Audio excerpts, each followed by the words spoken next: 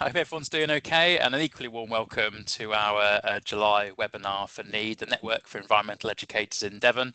We're very pleased to be joined by Ruth from OCR, who's going to help us improve our understanding of the upcoming Natural History GCSE, which I know a few of us have been keeping our beady eyes on for what seems to be like a couple of years now, Ruth, or if not longer. So it's a really formative time, I think, for nature, wildlife, sustainability education, in the UK. And, speaking on behalf of some of the members who have contacted me about it, this is I think a cause for celebration, I think, for quite a few of us. And some members say, including myself, I'd love to qualify in it and get a GCSE. yeah, in it, which is great. But before I hand over to you, Ruth, if it's been a little while, folks, since you've joined, a NEED thing, or you've gotten hold of the Teams meeting invite from a colleague or a friend, NEED is the membership organisation in the county, really, that unites anyone that works in outdoor, environmental, sustainability, nature, wildlife, planet education. And we're pretty broad in terms of, we've got kayak coaches through to people that run a holiday club and a library, through to teachers, through to waste education officers. So yeah, it's that uniting theme, really. There's about 200 of us there or thereabouts, and we're one of a few of a thematic working group that sits underneath the Devon Local Nature Partnership. There's LMPs across every county, and what's defined an LMP in the last year is these local nature recovery strategy, and they turn to the working groups like NEED and draw on our expertise, and we're very kindly supported in turn. And as Alex has put in the chat, if you're not yet a NEED member, it's a very 1 minute worth of questions on a Microsoft form to come along, and we do these monthly webinars. And when we're not doing a webinar, it's probably because it's Christmas, but we also try and keep 2 months free for an in-person membership gathering. We look kindly towards the membership if anyone can host us, and also look towards the membership for guest speakers as well. So we were very ably hosted at RHS Rosemore not too long ago, Dartmoor Zoo, Killerton, Stover Country Park. And yes, on the 21st of September, those of you who can keep your diaries clear, it'd be great to see you in person at Rewilding Coombs Head, which I'm currently in a shack at the moment. But yeah, a reminder just on the usual Teams stuff. So if you are sharing an office, try and mute yourself. If anybody, including Ruth, loses signal, I don't know, I'll try and tell a joke or two before she joins back in. But yeah, we should all be all right with that. While Ruth is presenting, if you do have any questions, want to remember them, just utilise the little chat function, and myself and Alex can have a bit of a look at them as they come, and we'll give Ruth a chance to read through them as we go.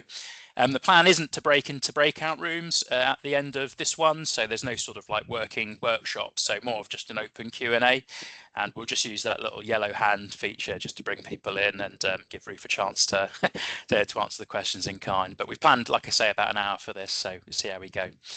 Well, like I say, Ruth, thank you very much for joining us. And I think we first met at a nature education day at a school in mid-Devon. And yeah, it was fantastic to meet you there. And thank you very shortly after that for agreeing to bring our learns into the NEED webinar. So yeah, thank you very much, Ruth. And yeah, I'll hand it over to you. Thanks for joining us. Thank you.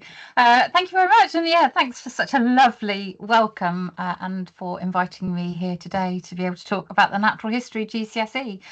So yes, I am Ruth Carter, and I'm Stakeholder Relationships Manager and Policy Lead on Climate, Nature and Sustainability Education, which includes the new Natural History GCSE at Cambridge OCR.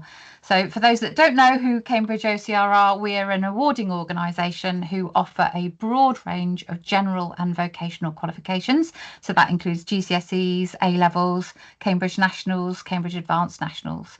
And we're also part of Cambridge University Press and Assessment, and the University of Cambridge's sort of publishing and assessment department. So we're really committed to making assessment straightforward so that we enable every student to thrive and achieve the results that they deserve. So I have a great role as I get to have really engaging conversations that are hugely inspiring with amazing, fantastic people, such as the ones that we have with us today, talking about all things nature, climate and sustainability, and particularly over the last 7 years in relation to the Natural History GCSE. So I connect policy, research, practice and partnerships to really strengthen climate, nature and sustainability education within the organisation, such as setting up and leading on our strategic advisory board for natural history, as well as building relationships and the evidence base. And we all have a shared ambition that, you know, really helps to shape and champion the GCSE as well. So today I'm going to take you through where we've come from I don't know if it's maybe new to people. If not, it will be a bit of a reminder. There's quite a lot here, so it will be a little bit of a whistle-stop tour, but we'll look at what the next steps are, and as Tom said, there'll be opportunities for questions and discussion at the end as well. So young people are interested and engaged in the natural world, climate change and sustainability issues. And you can see here Teach the Future, a campaign group that sits within the SOS UK organisation, and they're powered by young people. And you can see they really make this clear from the quote above. And we had a report that Cambridge OCR put out just as part of the initial sort of curriculum and assessment review called Striking the Balance. And this quote was included in that as well. So the report, the Striking the Balance report, was chaired by Charles Clarke and published, as I said, during the curriculum and assessment review call for evidence. And we called for a curriculum reform that would engage students by being more contemporary and forward thinking, including more explicit content throughout the curriculum in individual subjects, qualifications as well on climate change and sustainability. And we championed the new subjects to be introduced as well. And of course, natural history is part of that, although we have been championing that for some time. And the review also highlighted the demand to really improve climate and sustainability education. And we're really pleased that the government response agreed with this recommendation, saying that they will take the opportunity to enhance the climate education content that's already present in the national curriculum. In the subjects of geography, science and citizenship, but also to include within design and technology, as well as obviously introducing a new GCSE in natural history alongside other future focused qualifications. And obviously looking at the content is part of our commitment. So we say that it needs to go further than just geography, science, citizenship and D&T. And we've certainly, I know with regards to the English Association as well, they're really keen in having English as a subject to be really able to kind of look at things, particularly when it comes to misinformation and disinformation as well. So lots of things to think about there. So it's a real and pressing issue that these emergencies need us to look at how best we use the curriculum to be able to equip our young people for the future.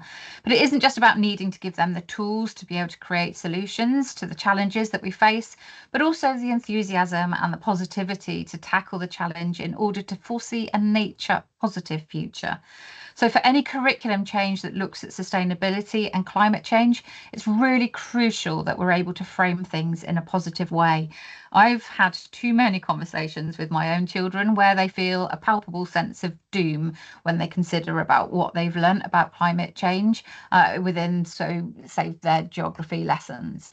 And I've attended several events recently that have brought together educators, young people, policymakers and climate specialists for conversations about how we ensure that our young people don't leave school underprepared, anxious and ill-informed to be able to deal with climate and nature emergencies. And there's been recognition that many solutions already exist as well, and it's great to see everyone working together and supporting each other. I think today is no exception either. I always say that we need to work together to be able to get things done, and I keep hearing the word hope used a lot wherever I go, which is really, really fantastic. So at Cambridge OCR, the Natural History GCSE sits within other new offers in this space. So we've got a level 3 vocational qualification in sustainability, which started teaching last September. And we've got others in development as well, such as 2 new level 2 vocational qualification developments. So textiles and fashion and sustainability in business and communities.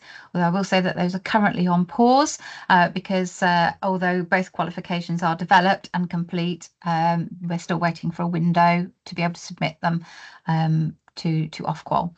And we've also got our Geography B GCSE specification updated. So if anyone is interested in any of those as well, then obviously please do get in touch as well. But just say kind of where that sits within our current work. So I'm going to go back to basics for a short while and recap on the journey of the Natural History GCSE so far. Tom, you were saying, been working on it a little while. A really long time, actually. So the first spark of an idea that first came about in 2011 when Mary Colwell just wondered aloud and spoke to Tony Juniper and said, "What about Natural History GCSE?" And then obviously it took a while for the cogs to start and Mary to sort of really look at where to go and held a petition, you can see, in 2017, and that petition reached over 1,000 signatures, but it was pulled early due to the general election. But it did, however, get her and Caroline Lucas an audience with Michael Gove, and that then led to a meeting with us here at Cambridge University Press and Assessment to really look at how to make her vision a reality, and it came through to us at Cambridge OCR as the UK exam board offering GCSEs. And in 2020, we held a public consultation to be able to get all those findings, all the research, etc., to put forward the proposal to the Department for Education, the DfE. So you can see that we've played a real leading role in this campaign after it was instigated by Mary. It did take a little while to, again, different government changes, ministers, etc., for things to go ahead after 2020. But in 2022, then you can see that the GCSE was announced by the Education Secretary as part of the Sustainability and Climate Change Strategy as well. So that was an amazing moment, standing at the Natural History Museum underneath Hope the whale. And then over the last 4 years, you can see, we've really continued to be able to work on this. We've been part of the panel working with the DfE as well, and really helping to shape, think, and keep the momentum of the development and the introduction of the GCSE. And that leads us to where we currently are. So in June 2026, then the DfE launched the subject content consultation. So that is a public consultation. And I'll talk to you a bit more about that in a moment. But just to say that subject content for general qualifications is owned by the Department for Education. So whilst we and others can feed into what we think that should look like, it is the DfE that will have final say and sign off on things. But I'll talk you, as I said, through the subject content in a little bit. So I mentioned our consultation. This is just a nice infographic that I like to be able to share that links to our 2020 consultation. So we received more than 2,000 responses, which was quite an achievement because it was right at the heart of the COVID-19 pandemic. And we also held a young person's version of the consultation. I always jump up and down and say, but what do young people think about this? Because if young people aren't interested in doing it, then it's not got the legs to be able to go forward. And you can see there was really clear support for the GCSE. And this consultation was supported by key supporters that I had worked with, and we set up the Natural History Strategic Advisory Board. And as I said, these findings were presented to the DfE in our case to introduce a new GCSE back in autumn 2020. So as I said, in a nutshell, that's sort of the journey where we are now. We've got the public consultation. So let's have a look and see what is being proposed in it. It is, I've got my hard copy here. I am not going to go through it all in huge detail. I'm just going to pull out some of the highlights, but do go and take a look, and you'll get my presentation afterwards. So you'll have the links to be able to have a look at things if you haven't already.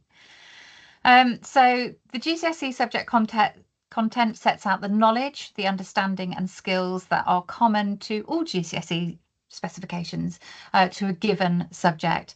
So together with the assessment objectives, it provides the framework within each awarding organisation, create the detail of their specification. So really ensuring the possibilities of progression into further academic and vocational study, training or employment. And the aim is to enable students to build a strong understanding of, when we're talking about GCSE here, the natural history, to really be able to have that strong understanding of wildlife, habitats and the natural world around them. Also developing fieldwork skills and exploring how human activity and climate change impact nature and what we can do to protect it. So you can see there you've got the subject aims and then, as I said, what the GCSE specification should give students the opportunity to do so. And you've got those really sort of listed out here with regards to the knowledge, the understanding, etc., and really looking at putting things through, as I said, into field work as well, and the tools that are needed, etc. And as I said, about the human influences as well. So do take a look at that further. The key features that we're seeing coming through, you can really see a strong emphasis on UK wildlife and habitats, species identification and taxonomy, where this is quite groundbreaking, quite different to other GCSEs, has a minimum of at least 20 hours. And I'll talk to you about fieldwork in a moment as well, but that's really quite exciting to see. Practical skills development, you can see looking at the ecology and habitat processes. I mentioned again earlier about human impacts and conservation. You've got climate and environmental change and it's that impact on the natural world. Historical perspective, looking at the mathematical and data skills that are needed, as well as the use of modern technologies as well. So as I said, the draft subject content expresses 20 hours minimum for field work, and that is the minimum. It's not what the goal is to be. So that's a minimum of 20 hours, which is really exciting to see, as I said. So past discussions with stakeholder organisations all confirmed that field work would be essential to a GCSE and natural history. And the consultation, as you saw, that we held in 2020, then 96% of respondents agreed or strongly agreed that outdoor study should be an important part of the GCSE, with 93% of young people expecting there to be an outside element. So we really put that through into our proposal to the DfE, and then obviously in follow-up conversations. So during the consultation and, as I said, discussions with teachers over the years, we'd really fed back that fieldwork really needed to be at the heart of this, and we'd envisage students describing, being able to identify and classify organisms and describing their behaviour and in their natural environment, with students learning about and using survey and observation techniques and equipment. So systematic data collection and analysis would also be another aspect of fieldwork skills, as would learning and applying safe and ethical practices. And we'd really want students to have the opportunity to be able to develop higher order thinking, so related to inquiry, analysis, evaluation and critical reflection. And really making sure that the fieldwork element is given ample time and is accessible as possible is of key importance. So with regards to the fieldwork, we'd really be looking to provide examples of fieldwork opportunities that can take place in a school and students' immediate vicinity, rather than there being a requirement to travel. The closest GCSE that we've currently got at the moment is for geography, and that states that fieldwork takes place on 2 occasions. And whilst the length of those 2 occasions isn't stated, however, at minimum, it's potentially a 1-day field trip with the morning and the afternoon been classed as the two occasions. And obviously you've got the travel to and the travel from, because this fieldwork element states that it needs to be undertaken beyond the school grounds, and needs to cover both physical and human geographical sort of contents.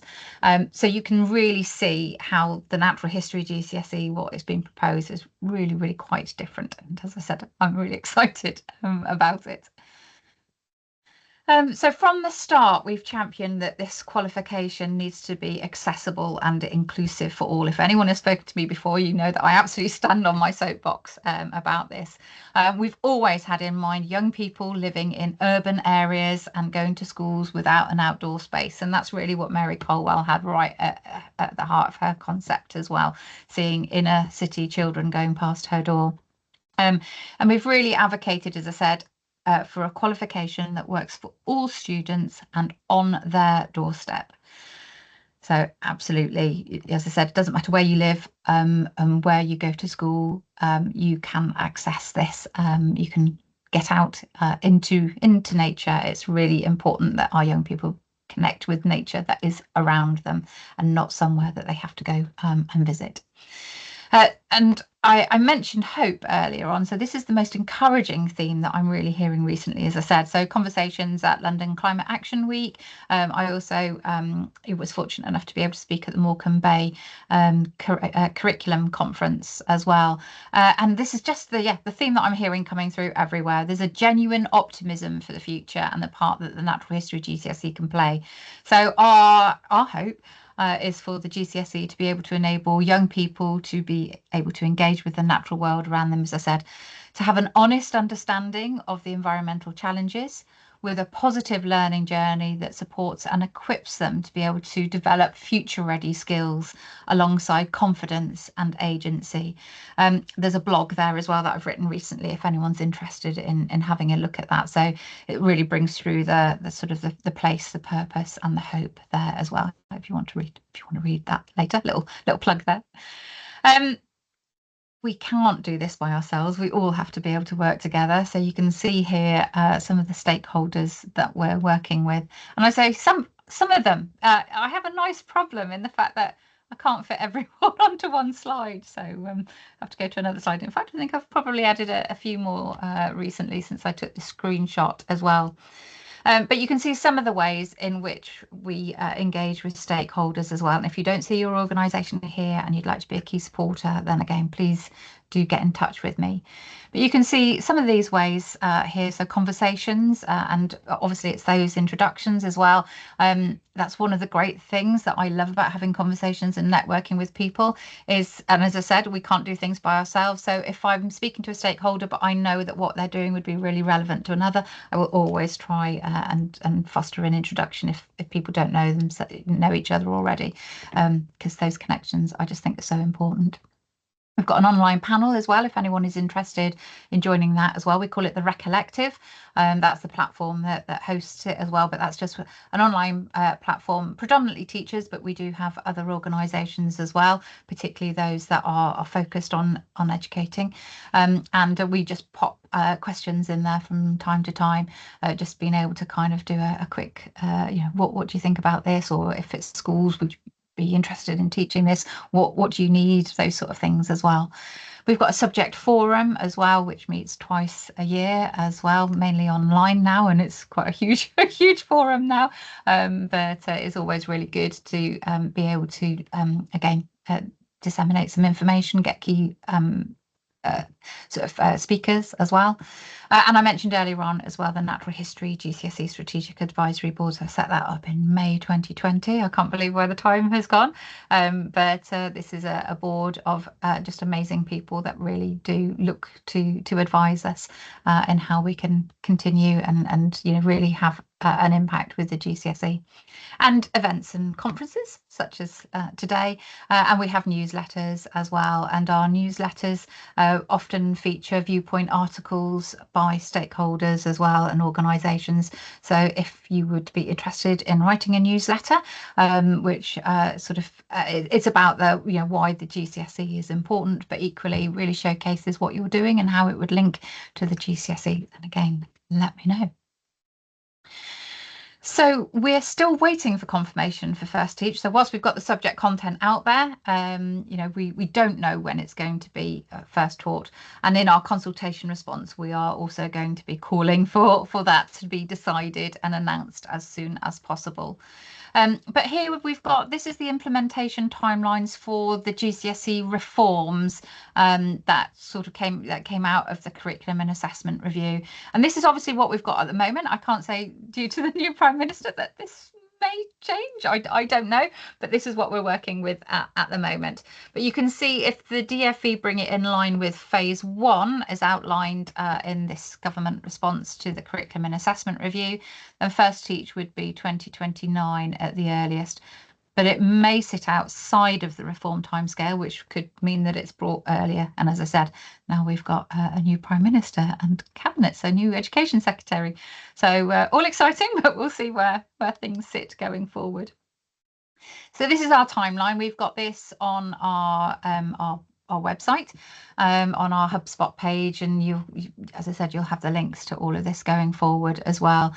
But you can see here that the 2 government organisations that are involved in the development of new qualifications in England. So this is in England that we're talking about. So as mentioned, the DfE set out the subject content for those general qualifications, the GCSEs, AS, A levels, etc., making clear the understanding, the knowledge and the skills that must be covered by any exam board wishing to offer the qualification. And then when it's approved, that content is what we base our specifications on and put it into a format that is clear and supports teachers with regards to what they need to deliver. And obviously that's what we base our exam questions on. And also for GCSEs, there's a second public consultation, which is from Ofqual, and we're still waiting for that as well to follow. So that will set out the conditions as to how the content will be assessed and what the weighting will be. So, for example, will it be 100% written assessment at the end, or is there going to be an element of non-examined coursework? And if so, what the weighting of that will be. So will it be 80% examined at the end and 20% with regards to non-examined assessment sort of coursework. So again, that will be a public consultation, but we don't know when that will be.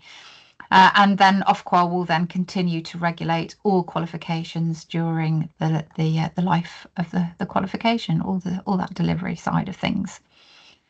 So I'm aware I've just thrown a lot of information at you, and I've already been putting in some little requests for next steps as well. But as I said, if you'd like to write a viewpoint article on what you're doing to prepare for the GCSE as well, or how your work links with it, then please do get in touch. But I just urge you, please respond to the DfE consultation. You can see the link there. And I have sent this on to Tom and Alex, so you will get copies of the presentation as I said, following today. Yeah, we'd love to hear your thoughts. So that's the Recollective, the online panel that I mentioned that you can register for. Do sign up for the newsletter if you've not had it already. So I am a GDPR bottleneck with regards to the information that I can hold. So if you're signed up to the newsletter, then that is the quickest way of knowing about any changes as well. So for example, when the subject content came out, then we just were able to just let everyone know through the newsletter quicker than me trying to type individual emails in. And as you've seen, I've got a lot of stakeholders and just key stakeholders, and there's wider stakeholders that sit around that as well. As I said, the viewpoint article as well. And I think, as I said, that's a bit of a whistle-stop tour, but hopefully I'm sort of to time. But you've got all my details there as well. I'm going to end the slideshow so that I can see everyone now as well. Nice one, Ruth. Yeah, just right. Thanks for that. And yeah, it's interesting to see those timelines at the bottom of the screen a little bit. But yeah, I know a lot of people have been keeping an eye on that. But thank you very much for that, Ruth. So guys, if you've got any questions, just while we've got Ruth with us, but also I think it would be just good to hear how Ruth used the word preparation, I think, quite a lot in there. So how each one of us who are looking to maybe incorporate the natural history GCSE into our provision. I've got a couple of questions, Ruth, although Anna in the chat has said no national trust. So within your partnership slide, was there a little oak leaf symbol in there somewhere? There's not. No. I've had conversations and I have tried, but it's really difficult. Just I think, yeah, I don't know. I don't know where it sits within the National Trust. As I said, I've had different conversations, but yeah, no logo was forthcoming. So if anyone can help, that would be fantastic, because yeah, it would be brilliant to have the National Trust as a key supporter. But yeah, I think there was different changes and things happening. Thank you, Hannah. That would be fantastic. Yeah, beast of an organisation. I think, yeah, aren't we all though sometimes? Yeah, sounds good. We've got Yes, Lucy please, Anna. there, That would be fab. just asking about will there be any extra training available for teachers to be able to teach the content? Yeah, so there's going to be sort of two different elements. So the main teacher training. So when you're talking about initial teacher training, then there's some great work being done, particularly Eleanor Lenthorne at Worcester. She mainly stands out, and she's been really involved with the development of the subject content as well. So essentially, and that will be a part of the DFE as well, with regards to what that initial teacher training will be like. But with regards to us at Cambridge OCR, when we have our qualifications, then we have CPD support and events, etc., based around the kind of the getting ready to deliver, the during, and the what else you can do going forward as well. So there's definitely CPD from our perspective, but I think there's that I'm sure there will be more as well, and it's definitely something that we're discussing at the moment as well, because it is a new qualification. So there's definitely going to be more that needs to be done, particularly in relation to getting teachers confident in getting outside as well. So yeah, lots of things. So there's lots of conversations happening, but if anyone's got any thoughts as well, then please do let us know. And again, I can kind of link up some people for conversations as well, so do let me know. But yes, there will be support.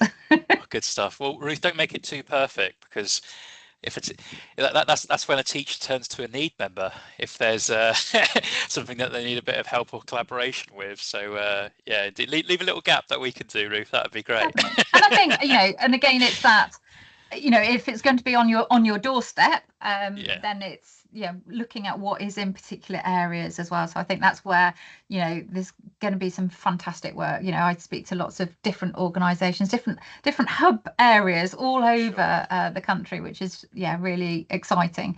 So yeah, it'd be really good to see what the support is and how things shape in those areas. Sure, and I'm kind of imagining, Ruth, how this lands in a school. I guess whoever's running the school is looking to existing staff to maybe broaden what they're delivering. And you mentioned geography quite a lot, and maybe our brothers and sisters in biology as well. So I guess there's an opportunity. Well, I guess there's an opportunity there for schools to make room in the scheme of work, if not the school day. But then emerging NQTs coming in, having been qualified to deliver this thing. So yeah, curious. Yeah. Okay. That's it. Yeah, I think you've really hit on that, Tom. With regards to the initial teacher training is going to that will, I think, filter through a bit later on as well. Sure. So with our online teacher panel, we did ask the question of where would the teaching most likely come from. And as you've said, geography, the sciences as well, mainly biology, but we've also had a lot of interest from English and media and across all. And I think what I'd really like to see is different approaches, because again, it just totally depends on different settings as well. So it might be that you can maybe look at natural history is interdisciplinary, isn't it? The fact is, it's our natural world, so it is everything. It's the world around us. So you really can look on the different disciplines to be able to pull things through, whether it's sort of through the arts, through English, or like we say, the sciences, humanities, etc. There's lots of different hooks, different ways in, depending on on who you have, who your young people are, and what they're really engaged and motivated by. Fab. Okay.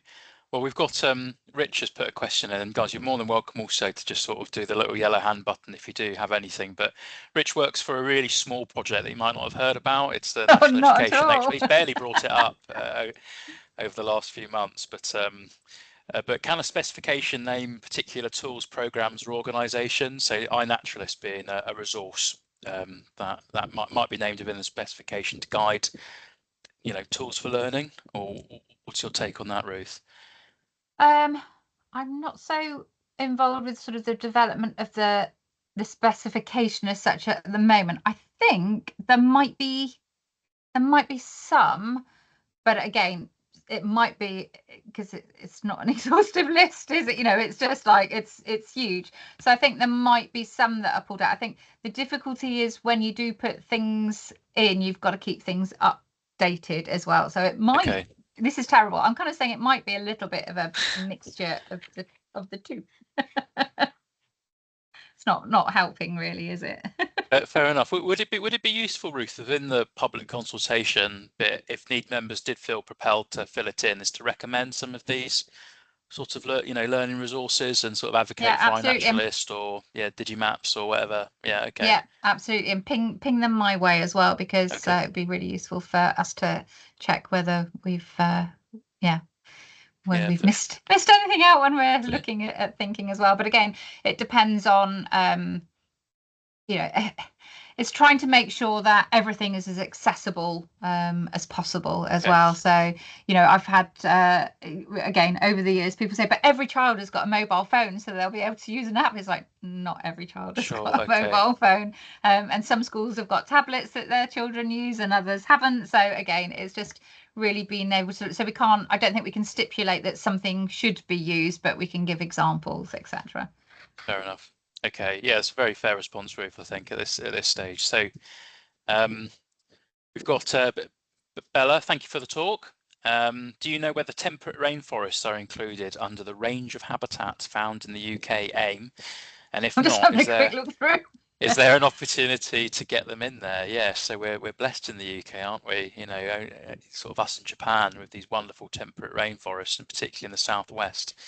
Is that in a range of habitats? Definitely a range of habitats that are given. Mainly, I'm just having a look because there's the appendix as well. Habitat no worries, coverage. Bella, it's good. There's woodland, ancient woodland. Yes, temperate rainforest. I was thinking, I'm sure it's there, but I had to make sure I could see it in black and white. Yes, is the short answer. Yes. Fair play.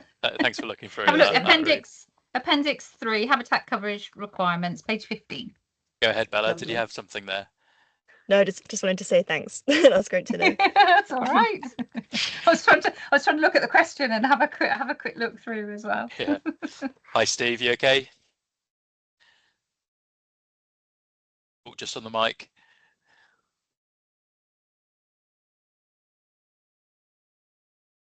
Can't hear you, Steve.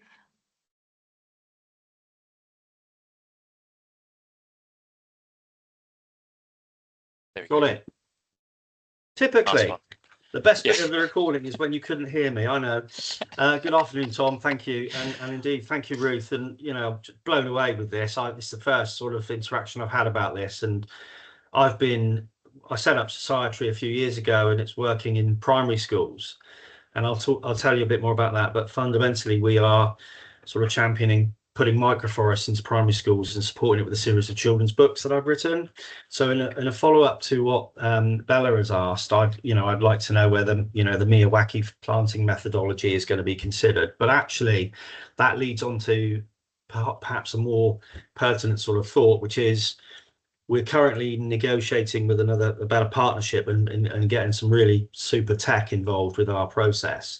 And so actually, whilst we say that you're going to look at all these different habitats and all these different techniques, are we sure that when we say we're engaging with modern technology, we're also engaging with new natural techniques that are being explored? And I use that very loosely as a term that kind of where Miyawaki is thought of, because it's relatively new in this country.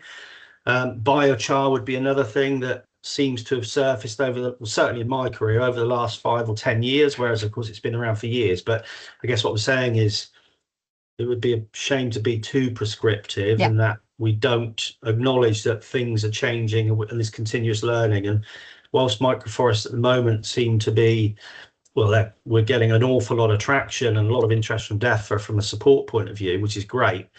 They're not the answer to any of all of this. They're part of the jigsaw, of course, and it's, you know, in 5 years, 10 years, we're going to know more about the weaknesses and so on. But I just wanted to make sure, or just raise that we're not being too prescriptive, and that we can engage with and explore all the. Oh, who's done that? Well, that's clever, isn't it? That's got why wacky forest. Crikey, I don't know how that's happened. Yeah. So I don't know if there's a point there or a question, but first of all, an observation that, you know, really excited, and thank you for pushing this forward. I think it's fabulous, and I've been so pleased at how much the kids are excited about nature at a 5 and 6 year old level. It's wonderful, and I actually use that term sense of hope as one of our sort of things, because when they get to 10 or 11, they could be slightly more disappointed with the news they hear on the, you know, and so on. So just want to share that. Great. Thank you. Thank you. Thanks, Steve. And yeah, thanks so much for your kind words and your enthusiasm. Absolutely. And like you say, you know, and it was in response to the question earlier as well, it's making sure that we're not too prescriptive about things. And I think certainly, you know, our involvement in sort of helping with the subject content is to try and keep it as flexible as possible, so that, you know, we are able to you know, make sure that things work for every setting, every child in every setting, really. Thank you. I just got to add, I've just noticed, I don't want to interrupt, but I didn't want to appear rude. I've got to dash because I've got to get to a funeral now, unfortunately, which I'm slightly disappointed about. And Beth's been trying to get on as my manager, but she hasn't managed to get on. So I don't want this to be seen as me being rude, but I do need to dash. But thank you ever so much, and I'm looking forward to, you know, continuing to hear about this, and indeed possibly even talking to you about what we can do to get the teachers and the primary schools sort of more ready, because they're going to be the ones that, you know, in 5 years' time they'll be coming into the mainstream, and imagine if they're aware that this is all, you know. That's it. And it definitely just needs to flow right from early years right the way through, you know. It's lifelong learning, isn't it, really? Yeah. And the amount of people that I've heard, you know, amount of adults saying, can I do it? And it's like, yes, there is no upper age limit as to how old you have to be to do a GCSE. Yeah. So yeah, it's right amazing. From early right the way through. Yeah. Thanks ever so much. Cheers, Thank you, guys. Nice to meet you. All the best, mate. So yeah, a really good segue, Ruth. I don't know if you're doing it deliberately, but in terms of the learner's perspective from primary school up to secondary, Mark brings a point here in the chat, and then we'll come to you, Helen, if that's all right. In regards to upstream feed-ins, is there intended to be education lead-ins towards this in primary school? So almost that learner's perspective. Yeah, I mean, I think definitely it's a little beyond our remit as an exam board, because we do tend to focus on that kind of 14 to 19 phase mainly, but that's not to say that we can't encourage and support things wherever necessary. So yeah, it's really looking at how we absolutely support, as I said, right from the early years, right the way through. And that's where, and now we've got the subject content. It's where working with colleagues such as Richard from the National Education Nature Park, you know, it's really been able to see where things come through, because there's just wonderful synergy there. And that's definitely something that Richard and colleagues are working on. So it's been able to see where that lovely flow comes through, with colleagues as well. So yes, definitely needed, and will be happening and supported wherever possible by us. Yeah, it's a really savvy question, Mark, because I think we must have all spoken to the A-level geography teacher for whom they're looking at the translation rates between students who might be doing geography GCSE 60 and they're hoping for that class of 20, and you know, so in terms of people providing natural history GCSE, I guess children who might be selecting that GCSE over others, or if they don't, you know, they might even have the choice, they've got every incentive to do so. So yeah, I'm sure all the schools who are adopting it are hopefully, you know, incentivizing it, making it clear if it is a choice for students to take, I guess a choice for schools to adopt or teachers to do. But yeah, an interesting one, Mark. Yeah, I'm curious on that as well. Yeah, and it's just how we best support it. And again, it's just that, you know, how do we support, how do we have that learning right the way throughout, as I said, and with the National Education Nature Park doing brilliantly there as well. But, you know, how do we help prepare you know, young people at Key Stage 3, so, you know, with regards to the options, so that they know what it is, what it involves, etc. as well. So yeah, lots of support there, and that, yeah, will definitely be part of that as well. Yeah, and I'd like to think that it wouldn't be a surprise for those students to see it for the first time on their option sheet.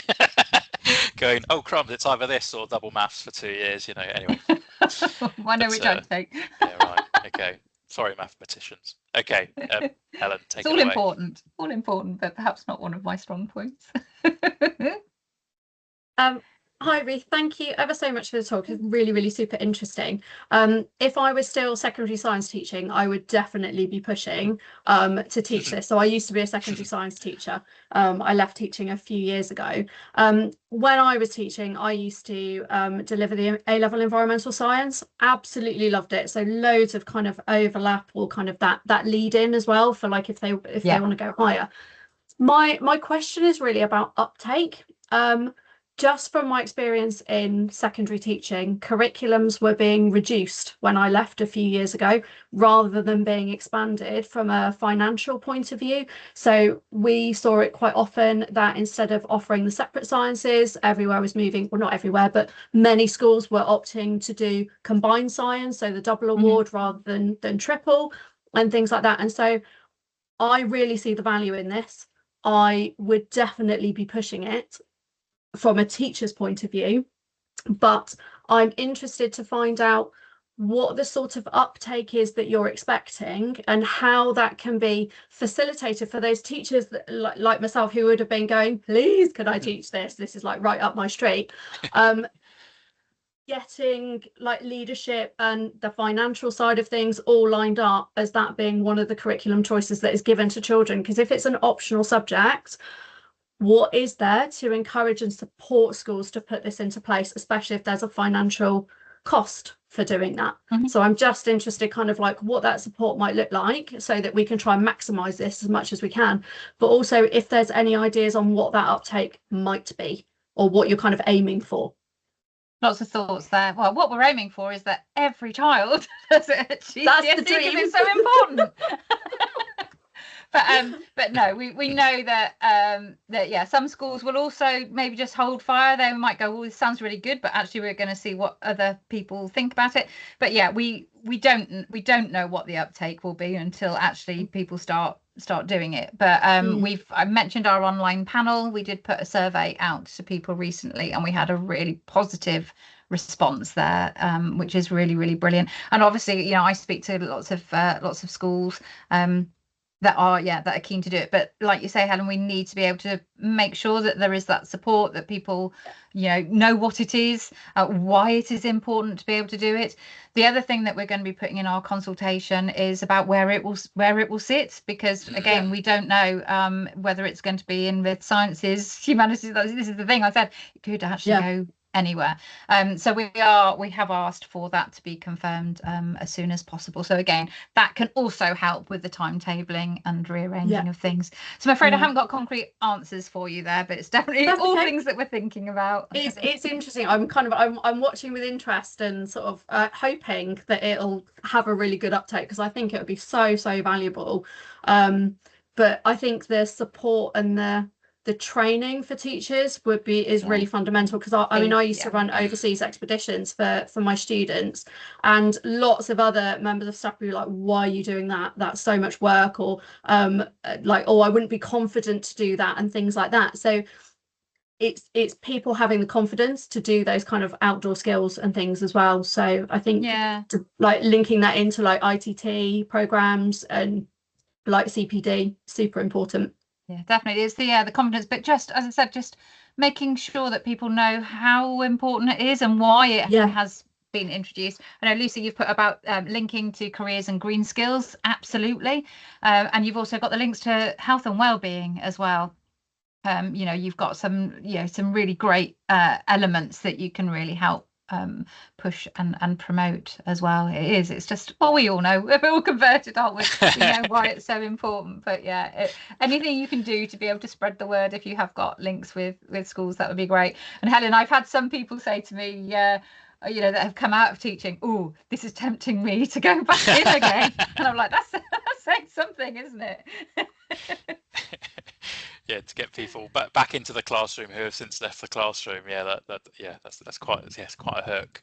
And yeah, Helen, I remember, I think when the specs changed in 2016, working with a lot of schools for whom they were teaching A-level geography and these 4 quality fieldwork days, and the 2 days can't be the school playing field, and glaciation. Oh my gosh, I need to go to Scotland, and the NEA, and I had some schools that I was working with looking at the IB as a rescue option to sort of even pushed out. Anyway, yeah, good question, Helen. Thank you for that. We had Bella just asking about course content, and I feel Lucy might have answered that just with the link. I can see, Bella, that you've given it a heart and a thumbs up, so hopefully you've got what you need with that. Thank you. Magic. And then we've got Juliet. I think you're Juliet. See, Drew. I hope I've remembered your name. But yeah, fantastic talk. I didn't realise it would take so long to get such an important GCSE through. Yeah, indeed. And a massive congratulations for your progress, and exciting to see. So yeah, nice one, Ruth. Yeah, thank you very much. Thank you. But yeah, like you say, it's a long time when you think of, Mary Colwold first coming up with in 2011. So yeah, it depends on, like we say, when that first teaches, but it could actually be 20 years from start to that first student. The first, well, it's going to be more than one, isn't it? Those first students coming through. Yeah, indeed. Rich is just confirming that the NEMP is on it at that early stage engagement. Thank you, Rich. That's grand. And again, Anna already turning the ship in the right direction there. Had instant confirmation that the campaigns team is. That's brilliant. Please do get in touch, brilliant. Anna, and we can maybe have a conversation, and we can see if anyone needs anything else from us. And then we have Lucy there. It's also going to need to link to careers and green skills, you know, especially when it's positioned on an options form. You know, if I'm going to do this, and hopefully I might see employment on there. But yeah, fair point, Lucy. I see, Anna, also you've come back on the screen. So is there anything you wanted to add, sorry, with the response on that? No, I was just giving a thumbs up to Ruth. Nice one. Yeah. That someone will be in touch, I'm sure. I'll just keep nagging. Yeah, and please, do keep in touch. It'd be good. Fab. Cheers. Magic. And then just a thought towards green skills there, Ruth, at all, and sort of employability. Yeah, absolutely. It very much needs to be linked, and of course that's absolutely things that our new Prime Minister is thinking about as well, with regards to the kind of the devolution as well. It's really been able to look at those skills in areas. But yeah, it's one of those things you hear green skills being talked about. We've been doing quite a lot of work and research. We tend to call them future ready skills. So yeah, we're at Cambridge doing quite a lot of research on that. But yeah, it's really looking about how we absolutely pull that through, and as I said, future proofing the qualification as well, to really make sure that there's that flexibility, because we know that these young people that are going to be doing it will be doing jobs that we can't even think about at the moment. They just don't exist. Too right. And it's interesting that reframing green skills into future skills. And I think when the need membership folks, when we were asked about the LNRS and what it can do for young people, and local nature recovery strategy, I think that the language that I copied and pasted from somebody sending it to me was preparing today's learners for an uncertain future, in terms of 10, 20, 30 year plan looking ahead. So yeah, indeed, I'm sure when people have a bit of a look with that, and yeah, I think, Ruth, you've put a link there, hopefully answering Bobby's question. Yeah, just to say that's just the link if people want to find out more, just in a kind of a snapshot. But it was first teach September 25, so it is live now. We've had the first cohort of young people going through it. I was really fortunate in going to a sixth form college a couple of weeks ago, And actually there is a blog that I will try and find as we're talking at the moment, Sure. and I'll stick that in, because it was Hills Road sixth form that I visited along with SOS UK and some other organisations, just to kind of have a look and see you know how it was working for them. We heard from the students as well, which was really, I mean, I love hearing from young people. They're just so fantastic, and they absolutely tell it like it is, good or bad, which is just always good, and good to hear. So yeah, they're really enjoying it, which is great. And it's the same. It's a little bit bigger than an EPQ, so it can be taken alongside other A levels, other qualifications as well. So yeah, there's also it's Chris Graham, who's at Hills Road sixth form, who's my main contact for this, and he has set up like an educator group. So yeah, I can always put you in touch with Chris Graham if anyone is interested in that as well, and hear how it's working for him and the different model. So I think they do it as one less than a week. I can't remember the I think the LinkedIn post, the blog on there explains it as well. But yeah, I can definitely talk about it. But the group that Chris runs, the different sixth forms and centres that are delivering it, they are delivering in lots of different ways as well. So it's quite flexible there as well. But yeah, that link will give you a little bit more info on it and the content, the spec, etc. Awesome. Well, Ruth, I know we've sort of put the hour, and we've got I think it's 29 past according to my computer Gone screen. quick. So, well, absolutely. I've got maybe a final question to sort of get us over the line, and then we'll turn off the recording. And then if you wanted to stick around, Ruth, that's fine. But yeah, if people are sort of needing to depart, obviously, you know, that is also completely fine as well. But just around the 20 hours of field work, so I think, you know, that's my ears pricking up at that. And I think for quite a few of our fellow NEED members, that would be the chance that they will as a provider or a partner work with a school who's looking to provide this thing. And again, I referenced the 2016 changes in the geography curriculum with the NEA, you know, 20% of an A level going out, students collecting primary data in a 4,000 word report. And I know a lot of operators in NEED, that was a big year for them because the schools looked to them for sort of answers. So Ruth, at this really early stage, do you have any advice to a provider or a partner or an operator about what they could do to get themselves ready for when the phone call goes and there's a school in their area going, guess what, we're going to do the natural history GCSE. We've worked with you before on some great learning outside the classroom experiences. Can we come to you on Tuesday? So what is there any advice that you'd give to any sort of NEED member to get their act together? And any prep that we could do as a community or individuals or as an organisation to make good on that inquiry? Sign up to our newsletter, which is always really good, because then you can keep up to date with whatever's happening along the way. But yeah, obviously, yeah, there's the teacher panel and things as well. But I think obviously once things are in development, this is the thing without sort of the spec and things as well. It's difficult to kind of prepare. But I would just say, just keep talking to each other. Keep talking to me and colleagues here, and yeah, just keeping up to date. But yeah, signing up to what you can, just to make sure you've got the most up to date. Give your thoughts to the subject content consultation as well. And again, we don't know when we'll get the final draft come through on that. The consultation closes on the 4th of September. I don't think I mentioned that magic date earlier. But yeah, 4th of September. So do respond to that, and then at some point we will find out what that main content will be. But yeah, I think just keep talking, keep supporting each other, keep talking to your schools as well. So hopefully that phone call isn't a surprise. Yeah. But you're with them all the way to be able to support their journey as well. But yeah, and then there's, you know, there's our other sort of key stakeholders. So again, speak to Richard. Richard's absolutely on it. And yeah, we're really going to be working closely with the National Education Nature Park as well. To really be able to help. And Ella as well. I've just noticed your. You popped up, and I thought, oh, hold on. So speak to Richard and Ella, just to be able to really look at, what schools might currently be doing in their settings, and how to support them going forward, and sort of bring it through into the GCSE as well. But yeah, we all just need to keep talking and keep pushing forward. Fab. And yeah, you are right. I think for a lot of practitioners or providers, they've got that relationship with the school, and it will be hopefully with some reassurance. You'll hear the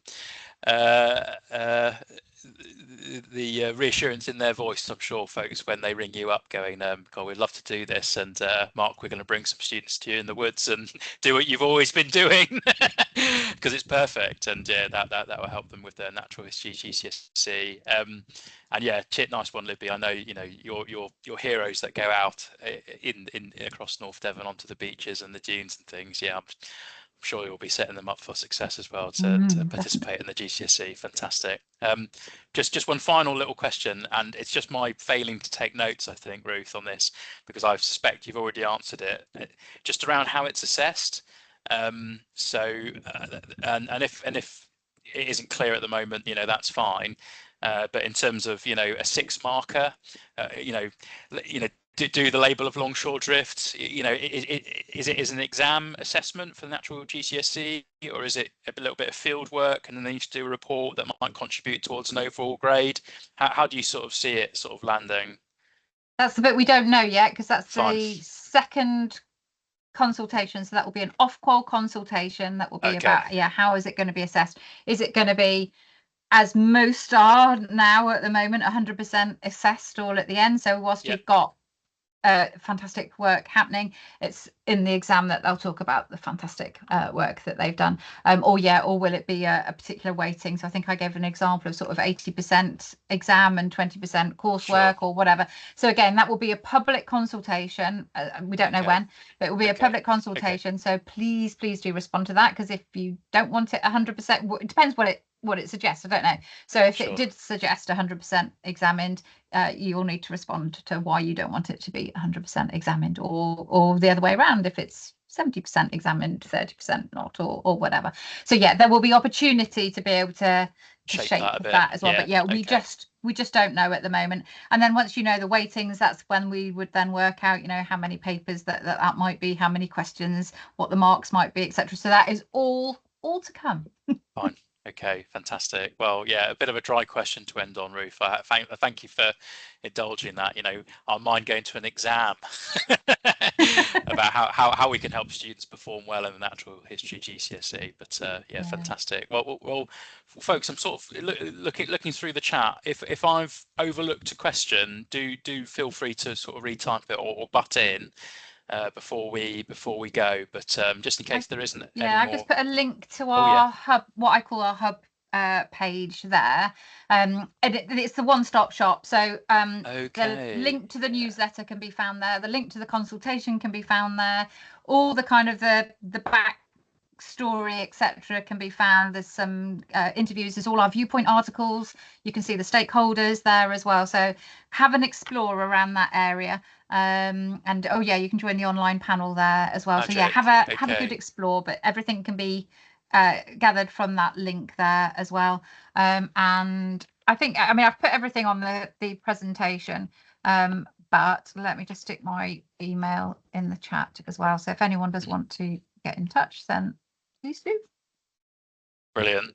Well, Ruth, that's a really good point to end on, I think, because I imagine a lot of people will be clicking that link, and if they've got any time this afternoon, they'll be letting it absorb. But of course, Ruth, this will go on YouTube, and someone will be watching this back in 2 or 3 years' time, going, I'm teaching that thing now. This is how it started. So yeah, hello, future selves, and yeah, I'm sure it will be very successful in launch, and I encourage all NEED members to interact with the consultation at every stage. We've got a real chance to shape this, folks, and definitely, it looks grand, and we've got Ruth on board, so yeah.